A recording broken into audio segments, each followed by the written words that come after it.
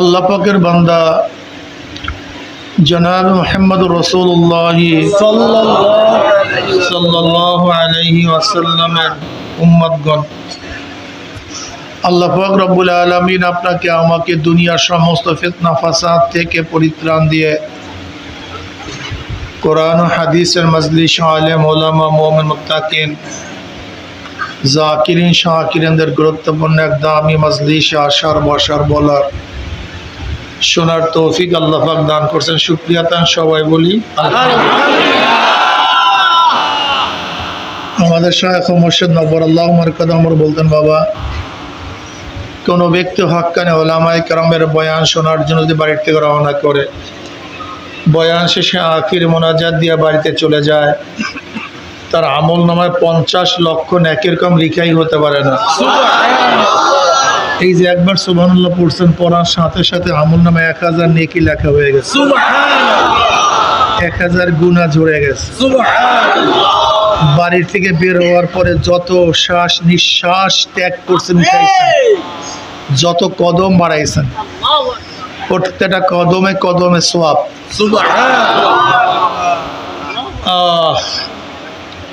এই মজলিস অনেক গুরুত্বপূর্ণ, অনেক দামি।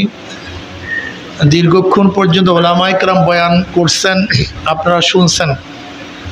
আমি সংক্ষিপ্ত কিছু আলোচনা করব, খুব খেয়ালের সাথে কথাগুলি শোনা চাই। যদি শরিয়াত সম্মত হয়, কি সম্মত, গ্রহণ করা চাই। আর শরিয়াতের খেলাফ উল্টা পাল্টা হলে প্রত্যাখ্যান করা চাই। কথা ঠিক না? আল্লাহ আমাদের সবাইকে শরিয়াতের আমল করার তৌফিক দান করেন। শরিয়াত এটা কারোর বানানো কোনো জিনিস না। শরিয়াত কোনো মৌলবীর, কোনো ইমামের বানানো জিনিস না। শরিয়াত শব্দ প্রয়োগ করছেন খোদ আল্লাহ পাক নিজে। সুম্মা জাআলনাকা আলা শরিয়াতিন মিনাল আমর ফাত্তাবিআহা ওয়ালা তাত্তাবিআহুল্লাযিনা লা ইয়ালামুন। অতবার আপনাকে নবী আমি যে শরিয়াতের উপরে প্রতিষ্ঠিত করেছি। কিসের উপরে? ফাত্তাবিআহা। আপনি অনুসরণ করুন, অনুকরণ করুন, ইত্তেবা করুন সেই শরিয়াতের। কিসের ইত্তেবা ভাই? কথা কয় না। শরিয়াতের ইত্তেবা করুন, অনুসরণ করুন, মানুন। শরিয়াত অনুযায়ী নিজে চলুন, চালাবার ব্যবস্থা করুন। ওয়ালা তাত্তাবিআহুল্লাযিনা লা ইয়ালামুন। গাদা, মূর্খ, কমবখ্ত যারা নিজের নফস অনুযায়ী, খেয়াল খুশি অনুযায়ী, খায়সাতে নফস, মনে যা চায় সেই অনুযায়ী কথা বলে, কোরআন ও সুন্নাহর কোনো জ্ঞান রাখে না। ওয়ালা তাত্তাবিআহুল্লাযিনা লা ইয়ালামুন। যারা নিজের খেয়াল খুশি অনুযায়ী, মূর্খ, না জানা, নিজের খেয়াল খুশি অনুযায়ী চলে, তাদের ইত্তেবা, অনুসরণ, অনুকরণ আপনি করবেন না। কিসের অনুসরণ করার জন্য বলছে ভাই? বলো ভাই। শরিয়াত শব্দের অর্থ কি ভাই? কানুন, আইন, রাস্তা। শারে আম, শারে আম বলা হয় প্রশস্ত রাস্তা। কি রাস্তা? সদর রোড। কি রোড? সদর রোড। প্রশস্ত রাস্তা, ভাঙ্গা নাই, কাঁটা নাই, ভয় নাই, ভীতি নাই, এরকম প্রশস্ত রাস্তা, যেই রাস্তা নিরাপদ। শরিয়াতকে শরিয়াত কেন বলা হয়? এটা এমন একটা রাস্তা যেই রাস্তা জান্নাতে যাওয়ার জন্য পরিপূর্ণ নিরাপদ। এর জন্য শরিয়াতকে কি বলা হয় ভাই? শরিয়াত বলা হয়। কি বলা হয়? অর্থাৎ শরিয়াত শব্দের অর্থ কি? আইন, কানুন প্রণয়ন করা, প্রয়োগ করা। আর এক অর্থ হলো রাস্তা। জোরে বলেন কি? রাস্তা। ঢাকার রাস্তা উঠলে কোথায় যায়? চিটাগাংয়ের রাস্তায়, বরিশালের রাস্তায়। এই শরিয়াত নামক রাস্তা উঠলে একেবারে ডাইরেক্ট জান্নাত। ডাইরেক্ট ভালো নাই। সিরাত, এমন সিরাত, এমন রাস্তা, যেই রাস্তা উঠলে ভাঙ্গা, চূড়া, কাটা, ভয় পাওয়া, হোঁচট খাওয়া, গোমরা হওয়ার কোনো সম্ভাবনা নেই। এই শরিয়াতেও যতক্ষণ থাকবেন, এই শরিয়াতকে খবরদার কার ব্যক্তিগত সম্পদ মনে করিয়েন না, কোন ইমামের শব্দ মনে করিয়েন না। এটা কোরআনের শব্দ, আল্লাহর প্রয়োগকৃত শব্দ। কেউ যদি মনে করে আমি শরিয়াত মানি না, সাথে সাথে বেঈমান, সাথে সাথে কাফের। আসলে আমাদের মধ্যে অনেক ভুল বুঝাবুঝি আছে কি নেই? এক ব্যক্তি জীবনভর মদ খায়, মদ পান করে, সে ব্যক্তি কাফের না ফাসেক? এক ব্যক্তি জীবনভর নামাজ পড়ে না, কাফের না ফাসেক? এক ব্যক্তি জীবনভর পর্দা করে না, কাফের না ফাসেক? কিন্তু ইনিয়ে বিনিয়ে কোন রকমের যদি মদকে হালাল করার চেষ্টা করে, বুঝাতে পারি, কেউ যদি ইনিয়ে বিনিয়ে নামাজ পড়াও লাগে না এটা প্রমাণ করার চেষ্টা করে, সে কি? খুব ভালো মতো বুঝবেন, এক ব্যক্তি জীবনে নামাজ পড়ে নাই, রোজা রাখে নাই, পর্দা করে নাই, হজ করে নাই, যাকাত দেয় নাই, ইমানের সাথে আল্লাহকে একবার আল্লাহ বলি আর ডাক দিছে। কিসের সাথে ভাই? জীবনে একবার নামাজ পড়ে নাই, রোজা কোন রাখে নাই, পর্দা জিকির আজকার তেলাওয়াত কোনো আমল করে নাই, জীবনে আল্লাহকে ইমানের সাথে একবার আল্লাহ বলি আর ডাক দিয়েছে, সেও একদিন না একদিন নাজাত। বুখারী শরীফের দীর্ঘ রওয়ায়াত আপনারা সবাই জানেন বা অনেকেই জানেন, শাফাআতের হাদিস। আল্লাহ পাক রব্বুল আলামিন কিয়ামতের ময়দানে নবী আলাইহিস সালাতু ওয়াস সালামকে বলবে, যাও জাহান্নাম থেকে তুমি যাদেরকে চিনো বের করে নিয়ে আসো। নবী আলাইহিস সালাতু ওয়াস সালাম বের করে নিয়ে আসবেন। আল্লাহ পাক বলবেন আরো কেউ নাই? করেন না, বলে আবারও যাও, আবারও যাও। নবী আলাইহিস সালাম আবারও যাবেন, আবারও যাদের আমল আরো খারাপ, মোটামুটি ইমান আছে, তাদেরকে নিয়ে আসবেন। তাহলে যাও, আর কেউ নাই? কলে না, কলে আবারও যাও। দেখো যাদের মধ্যে সামান্য ইমান থাকবে, নবী আলাইহিস সালাতু ওয়াস সালাম তাদেরকে বের করে নিয়ে আসবেন। নবীরা সুপারিশ করবেন, সাহাবারা সুপারিশ করবেন, হাফেজ বাপ মার পক্ষে বিভিন্ন মানুষের পক্ষে সুপারিশ করবেন, গাছপালা তরুলতা সুপারিশ করবে, জমিন সুপারিশ করবে, মুজাহিদের পক্ষে ঢাল তলোয়ার ঘোড়াগুলিও সুপারিশ করবে, ওলামায়ে কেরাম সাধারণ মানুষের ব্যাপারে সুপারিশ করবে, জান্নাতীরা জাহান্নামীর ব্যাপারে সুপারিশ করবে। হাদিসের মধ্যে আসছে দুই পাশে জাহান্নামী লোক দাঁড়ানো থাকবে, জান্নাতি লোক মাঝখান থেকে জান্নাতে রওনা করবে। এর মধ্যে জাহান্নামীদের থেকে বলবে, ভাই আব্দুল্লাহ কই যাস? বলে জান্নাতে যাই। বলে আব্দুল্লাহ তুই আমাকে চেনস না? আমাকে চেনস না? তুমি দেখছো চেনছো আমাকে? ওই যে আমি তো আব্দুর রহমান চাচা, ওই তোর মাদ্রাসায় খেদমত করতাম, জমি দিছি, ওই যে তোদেরকে খানা নিয়ে যাইতাম, ওই তোদের খেদমত করতাম, আব্দুল্লাহ তুই চেনছস আমাকে? হ্যাঁ চাচা চিনছি তো, চাচা চিনছি। কত খেদমত করছেন আপনি, আমাদের কত আদর স্নেহ করছেন। তখন আব্দুর রহমান বলল, আব্দুল্লাহ আমি তো জাহান্নামের কাতারে দাঁড়ায় গেছি, আমি জাহান্নামের কাতারে দাঁড়ায় গেছি। অমনি আব্দুল্লাহ জান্নাতি, সে খপ করে আব্দুর রহমানের হাত কান ধরা পড়বে, ধৈরা টানতে টানতে আল্লাহর কাছে নিয়ে যাবে। বলবে আল্লাহ আমার এই আব্দুর রহমান চাচাকে তুমি জান্নাতে না দিলে আমি জান্নাতে যাব না। জান্নাতীরা আল্লাহর সাথে ঝগড়া শুরু করবে, মুজাহাদা, আল্লাহর সাথে ঝগড়া শুরু করবে। আল্লাহ আমার এই ভাইকে, আমার চাচাকে, আমার বাবাকে, আমার মাকে, আমার এই বন্ধুকে জান্নাতে না দিলে আমি জান্নাতে, এরকম শুরু করবে। বুখারীর মধ্যে রওয়ায়াত আছে, অনেক জান্নাতি আল্লাহ আমি আব্দুল্লাহ ভাইয়ের সাথে একসাথে নামাজ পড়ছি, এই আব্দুল্লাহ ভাইয়ের সাথে একসাথে রোজা রাখছি, এই আব্দুল্লাহ ভাইয়ের সাথে একসাথে জিকির আজকার করছি, আজকে তো আব্দুল্লাহ ভাই জাহান্নামী আর আমি জান্নাতে যাব, একসাথে চলাফেরা করছি, আমি জান্নাতে যাব, তাদেরকে রাইখা না আল্লাহ এই আমার আব্দুল্লাহ ভাইকেও ছাড়তে হবে। কার সাথে ঝগড়া শুরু করবে? এটা বেয়াদবির ঝগড়া না, মোহাব্বতের ঝগড়া। কিসের ঝগড়া? যেরকম ছাত্র উস্তাদকে বলে ওস্তাদ জি আমার বাড়ি দিতেই হবে, এই যে উস্তাদের সাথে জেদ ধরে, এটা মোহাব্বতের না বেয়াদবির? বন্ধু বন্ধুর সাথে জেদ ধরে, সন্তান বাবার সাথে জেদ ধরে, এটা মোহাব্বতের।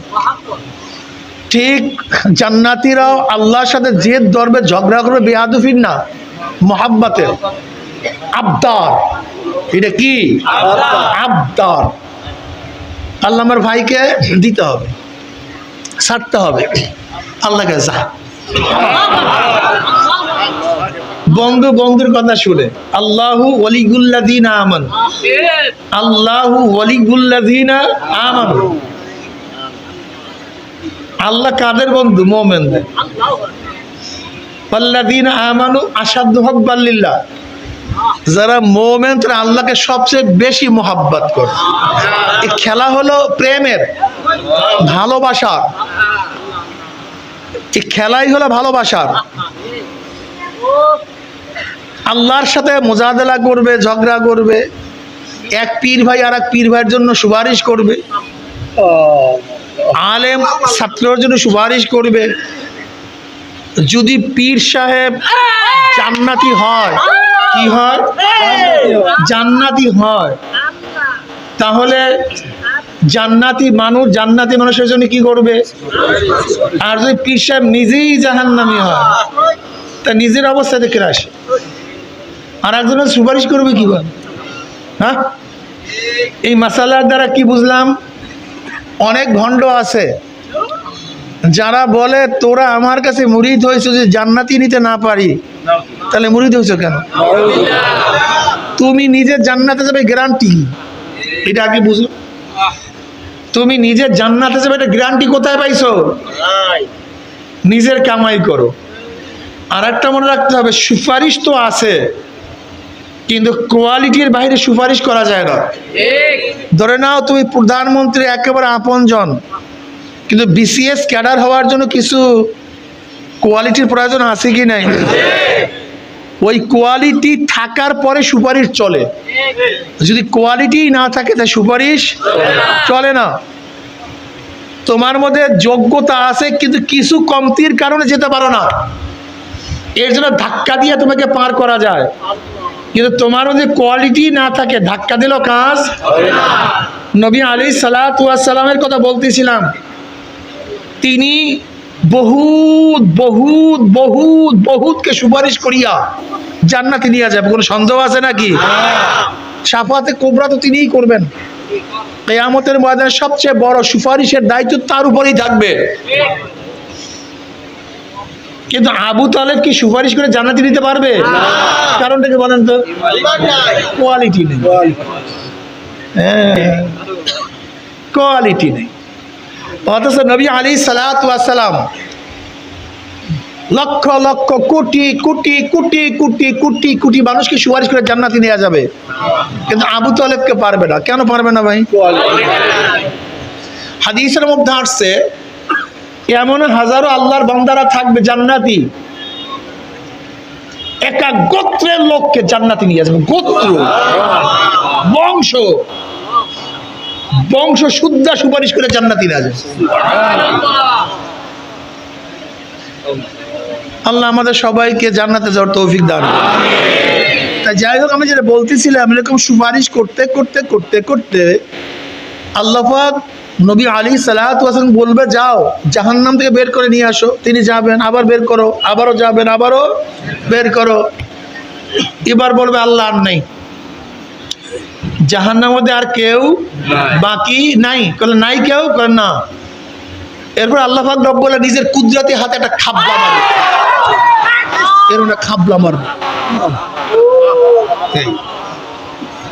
এরকম।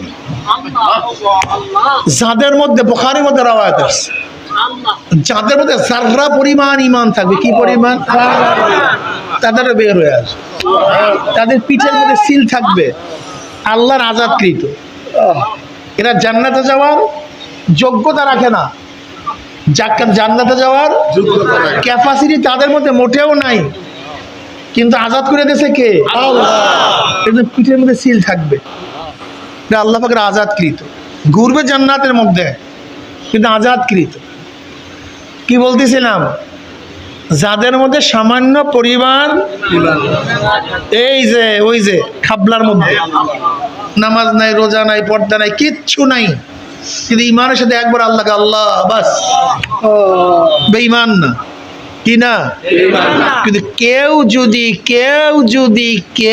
যদি আল্লাহর ফরজিয়াতকে, আল্লাহর আহকামকে, বিধানকে এনিয়ে বেনিয়ে আমি করার কারণে হালাল করার, জায়েজ করার চেষ্টা করে, অবজ্ঞা করে, সাথে সাথে বেঈমান হয়ে যাবে।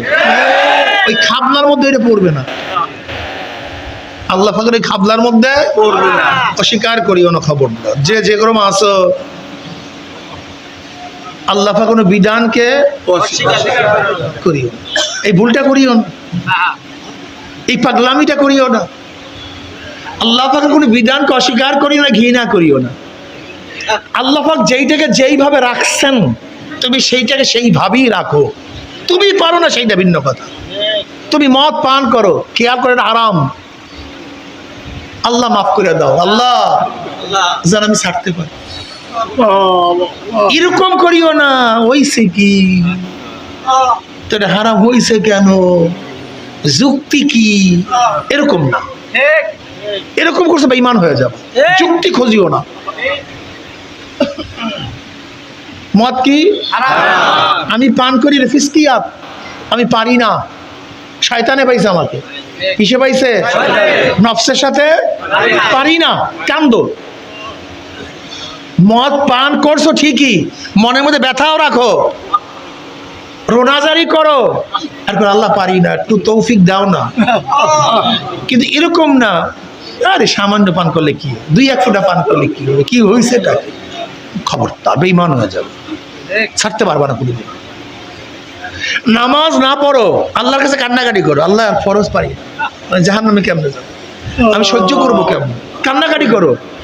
কিন্তু এই কথা বলিও না ফরজ করছে এত পারে সম্ভব এই কাজের মধ্যে, এরকম না।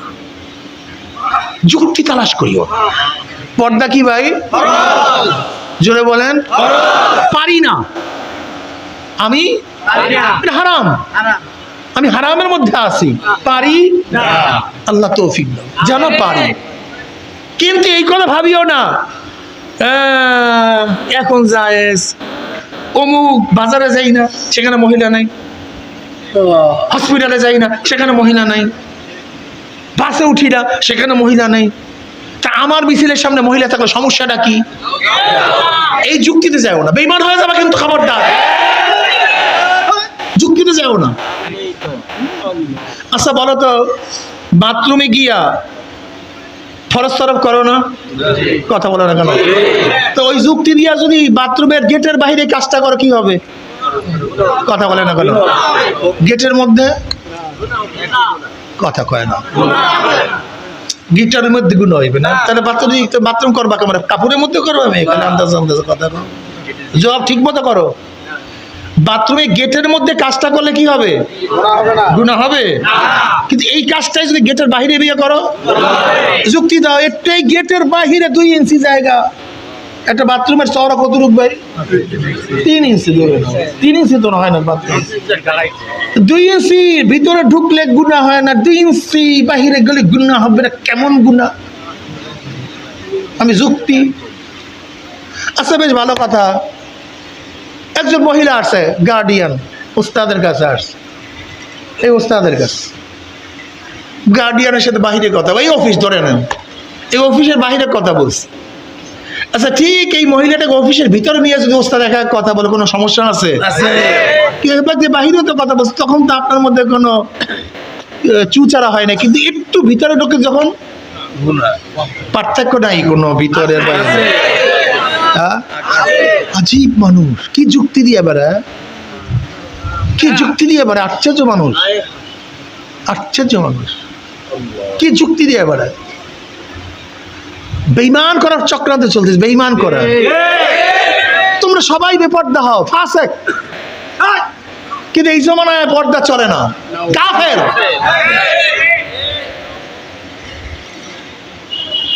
দেখো আব্দুল্লাহ দরখাস্তি রহমতুল্লাহ আলাই, আব্দুল্লাহ দরখাস্তি রহমান হাফিজুল হাদিস ছিলেন। কি ছিলেন ভাই? হাফিজুল হাদিস। তিনি একটা কথা বলছেন, কোনো দেশ যদি কমিউনিস্ট হয়ে যায় ওই দেশেও দ্বিতীয়বার ইসলাম আসা সম্ভব, কিন্তু কোনো দেশেও জামাত একবার দখল করে সে দেশে দ্বিতীয়বার ইসলাম আসা সম্ভব না।